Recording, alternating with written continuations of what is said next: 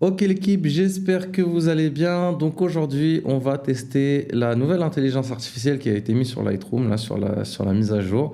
Donc je vais le faire en direct avec vous. J'ai pas encore du tout regardé ce que ça donne. Donc on va prendre des photos que j'ai prises et on va retirer des éléments ensemble pour voir si c'est efficace ou non. Après, on fera le point ensemble, on fera notre petite conclusion. On démarre tout de suite après le générique.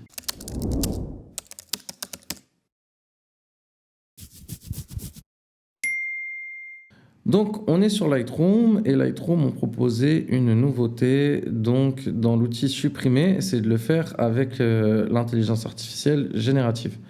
Donc, vous connaissez déjà le principe, hein, on l'a déjà sur Photoshop. Et là, ils Eh, l'ont attends, ajouté à attends, attends, attends, Lightroom, attends, donc ce attends, qui est pas attends. mal Je vous parce mets sur que pause, je floute tout ça et je vous présente la boussole. N'oubliez pas de la télécharger, le lien est dans la description. Ciao l'équipe, bonne vidéo. Et là, ils l'ont ajouté à Lightroom, donc ce qui est pas mal parce que si c'est efficace et si ça marche bien comme sur Photoshop, ça va m'éviter justement de passer par l'étape Photoshop pour enlever des éléments, chose que je faisais régulièrement, malheureusement, quand j'avais pas le choix. Donc, j'ai choisi quelques photos, j'ai essayé de prendre des domaines un peu différents, voir si ça marche. Donc là, par exemple, ça, c'était une photo que j'ai prise sur la Médina de Tanger. Donc on peut voir ici, il y a une plage d'égout qui est pas très jolie et peut-être ici l'appareil c'est pas ouf. Donc on va voir comment ça fonctionne. Donc je vais prendre l'outil supprimer de base tel qu'il existe, hein, tel qu'on le connaît, pour voir le résultat et ensuite voir la différence avec l'IA générative. Donc tout de suite on va venir peindre dessus, on va voir ce que ça donne. Voilà. Ok, donc c'est pas trop mal, mais quand même on voit qu'il y a des petits bugs ici, on voit qu'il y a des imperfections. Donc on va voir si on met l'IA générative, qu'est-ce qui se passe? Alors, comme je vous ai dit, je ne l'ai pas encore testé. Donc vous pouvez, en cliquant sur d'accord, vous acceptez. Ok, j'accepte. Donc génération en cours, on va voir les résultats. Suspense. Ok, ok, ok. Donc là, ouais, clairement, là on a un vrai résultat. Là, on a un réel résultat. Alors je vais essayer ici aussi. On va voir ce que ça donne. On va venir peindre dessus rapidement. Hop.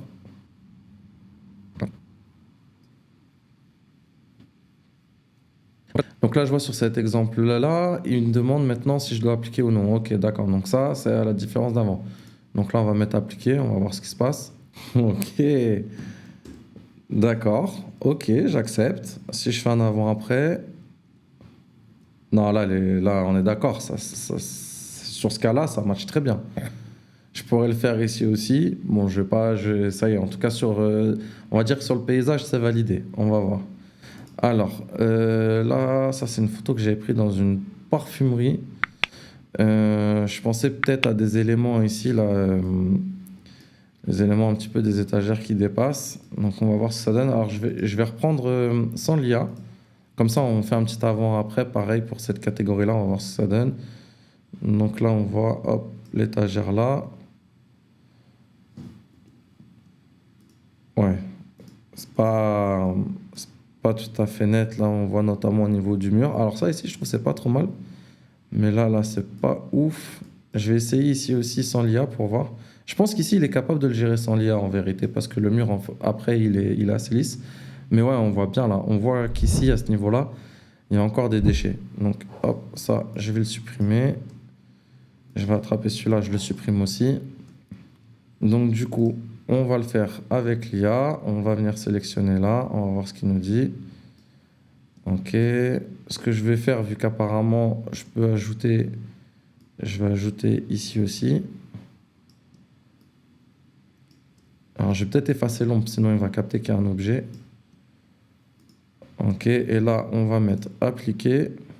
Enfin, franchement, que ce soit avec l'IA ou l'autre, pour l'instant, celui-là est mieux géré. Celui-là, ça va, celui-là, c'est bon. Celui-là, je suis moins fan. Par contre, je voulais voir un truc.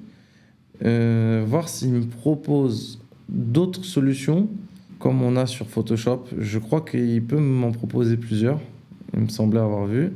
En fait, il faut venir sélectionner ici là, les points qu'on a mis. Voilà, par exemple, je sélectionne celui-là. Et après, voilà, c'est là qu'on va sélectionner les variantes. Donc là, on voit la 3, elle est pas mal. Par contre, franchement, celui-là, je valide pas trop. Après, je pense que c'est à cause des ombres qu'il a généré ça. Ok, celui-là, il est pas mal. C'est pas net, c'est pas clean, mais si on retravaille, je suis sûr qu'il y a moyen d'améliorer un petit peu. Bah, vous savez quoi, allez, on est sur une vidéo, ça va prendre 2 secondes de le faire. On va essayer d'améliorer ça rapidement. Hop. Donc, je vais venir checker là. Voilà. Ok. Et ici, peut-être essayer de rattraper un peu cette ombre-là. Là. Hop. Appliquer. Bon, en bas, c'est très bien, mais là où je sais pas pourquoi il va absolument me glisser un truc. On va voir ça. Alors, qu'est-ce qu'il me propose d'autre? Ok, là, c'est très bien. Là, c'est ça, c'est très bien. Ok, ok, ok. Non, là, je suis d'accord. Là, je suis d'accord. Heureusement qu'il y a les 3 propositions. Donc, si on fait un avant-après, non, on voit que c'est cohérent. Là, ce qu'il a fait, c'est cohérent. Ok, donc ça demande, on va dire que ça a demandé de retravailler un petit peu. Mais ça reste cohérent. Donc ça, c'est une marque de vêtements pour hommes que j'ai pris, que j'ai shooté dans le 78. Donc là, on voit ici à ce niveau-là, là, il y avait 2 personnes sur la photo et le panneau à la limite qu'on peut dégager. J'ai fait un premier test, comme tout à l'heure. Donc sans l'IA, on va voir ce que ça donne. Clac, je vais attraper le panneau. Hop. On va dire que dézoomer, ça peut être acceptable. Mais bon, zoomer, c'est pas ouf. On va voir derrière ce que ça donne. Hop, au niveau des gars, là. On va dire en vrai, si on dézoome, ça peut passer. Si on dézoome, ça peut passer. Mais bon, je vais quand même voir ce que l'IA propose, voir si elle me fait quelque chose de mieux que ça. Parce que comme on a beaucoup de flou derrière et que c'est du bokeh, bon, quand même, mine de rien, on va pas se mentir que c'est un peu plus simple. On va voir. On va mettre IA générative. Donc, on va revenir sélectionner. On va voir, clac. Bon, je vais en profiter en même temps pour faire le panneau aussi. Comme ça, c'est fait. Et appliquer. Bon, on va pas se mentir que l'image est carrément mieux travaillée. Ah ouais, franchement, ça n'a rien à voir. On est sur un vrai banger. Je vous remets un avant-après. Il a trop bien réussi à remettre les objets qu'il fallait, à remettre. Donc là, c'est les pots au niveau les pots pour mettre les arbres, etc. Non, non, ça n'a rien à voir. Là, franchement, on dirait vraiment, on dirait la vraie photo. On dirait pas il y a de la retouche. Donc sur celle-là, je valide aussi. Il n'y a que celle du parfum, je valide un peu moins, mais après, ça reste acceptable quand même. Donc là, on va essayer un peu plus dur parce que c'est un peu plus net ici. Ça, c'est une photo que j'ai fait pour une agence immobilière. Et je trouvais ça un peu dommage qu'en bas, il y ait la FDJ et le PMU et tout ça qui apparaissent. Donc du coup, on va voir, la surface est plus balèze, l'image est plus nette aussi. On va voir ce que ça donne. Clac. Bon, franchement, je vous le fais juste pour le principe sans l'IA, mais je sais déjà que ça va être dégueulasse. Hop, donc on va attraper. Bon, voilà, je supprime. Je commente même pas. Ok, maintenant on va mettre l'IA, on va voir ce que ça donne. Clac. Allez, appliqué, vas-y. Fais-moi un tour de magie, montre-moi ce que tu sais faire.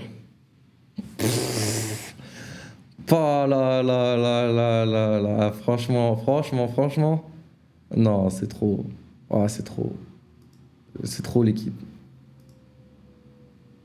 Enfin, c'est magnifique. Je vous fais un avant, un petit avant après quand même, comme d'hab. C'est incroyable. C'est incroyable. Moi, en tout cas, je kiffe pour mes photos et tout ça. Je trouve ça un vrai banger. Regardez. Allez, même celui-là, là, ici, là, on va le bouger un petit peu. Celui-là, il sert à rien. Clac. Appliquer. Bah, voilà, parfait. Franchement, il m'a trop bien nettoyé la photo, là. Elle est parfaite. Je vous fais un petit avant après. Parfaite. Après, encore une fois, ce que je disais en début de vidéo, on peut le faire sur Photoshop.